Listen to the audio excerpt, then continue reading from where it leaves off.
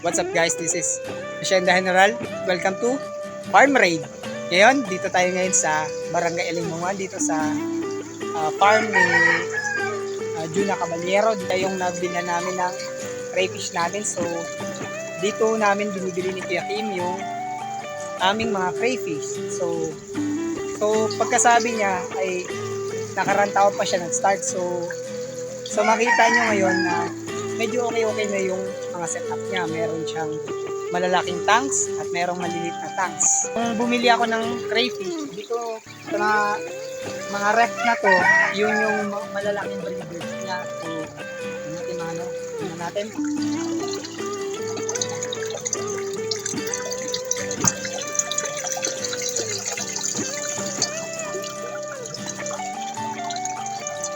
Wala. So, basta may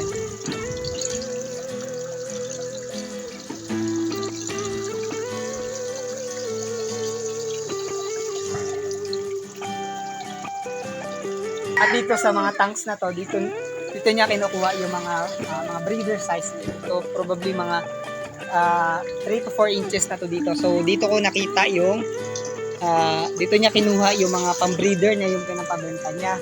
At dito naman yung mga craylings dito sa taas, mga craylings. Yan. Yan, meron ditong nagbuntis oh. Yan.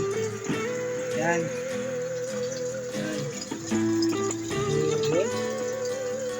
Yan, ito mga craylings. Ito naman mga buntis.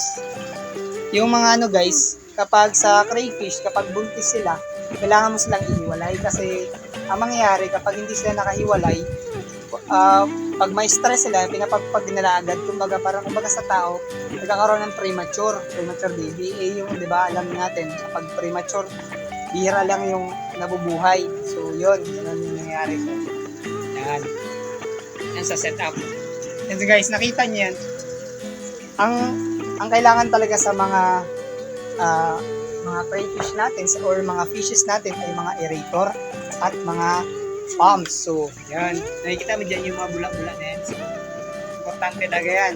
Yan yung oxygen ng mga isda. So, tayo din, ng tao din, kailangan din natin ng oxygen. So, sa mga gustong mag-inquire or gustong mag-start ng crayfish, so at di alam kung anong mga gamit, so meron akong link na ilalagay dito kung sa Facebook kayo, dito sa comment section, sa description ng video, doon nyo mabibili yung aerator, aquarium pumps at mga lightings kung gusto nyo mag-indoor.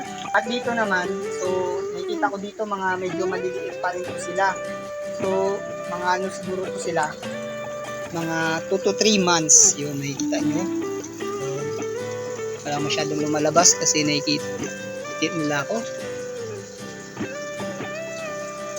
At yun lang sa ating farm raid. So ngayon wala ngayon si Juna Caballero kasi nga daw mali siya. So like and share and follow and subscribe sa aking YouTube channel or sa aking Facebook sa Hacienda General. So para ma-update kayo sa mga farm raids natin. Ang content natin ay hindi lang pang crayfish, tayo ay magko-content about beekeeping at hydroponics. So yun lang.